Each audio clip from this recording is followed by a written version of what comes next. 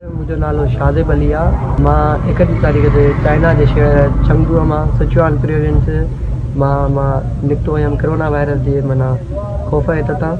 पोइ असांजो transistor flight हुई कतर खां पोइ असां हेॾे आयासीं कराची पुॻासीं राति जो 2 बजे 1 तारीख़ ते। मूंखे चाइना में गले में सूरु हुयो त मां सम्झमि त मूंखे हल्को थी थो सघे कॉमन कोरोना वायरस वुहान शहर में त छंदूअ मुफ़ासिलो हुयो 1000 किलोमीटर। त मां चयुमि आम थी सघे मूंखे।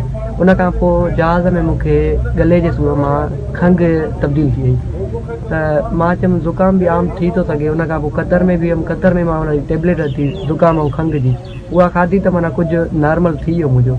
उन खां पोइ मां घरु आयुमि पोइ बि मूंखे इहे ज़ुकाम जा गले जे सूर जा माना असरात हुया। उन खां पोइ छा थियो त अॼु जेको ॾींहुं आहे 3 ॾींहं ते मूंखे अछ जे दौरान नक मां तमामु घणी रत आई। पोइ उन खां पोइ वायरस कोरोना वायरस जी असां में चीन में हुयासीं त उनजी अपडेट ईअं ई पई मिले त कॉमन कोल्ड खां शुरू पई थिए ऐं उनजी माना जेके बि स्टेप हुया स्टेप बाय स्टेप उहे माना मूंखे मुंहुं में नज़र था अचनि। त हाणे वरी असांजे न्यूज़ ते बि ॻाल्हि न्यूज़ ते वरी हाणे बि असां एम्बुलेंस में अची करे खीरपुर ॾे आयासीं त उन्हनि चेक कयो त उन्हनि चयो त ॻाल्हि डाउट में आहे सस्पेक्ट आहे त पोइ तव्हांखे हिते असांखे उहे औज़ार न आहिनि जेको तव्हांजो ट्रीटमेंट करे सघनि त तव्हांखे असां कराचीअ जे लाइ ट्रांसफर था कयूं।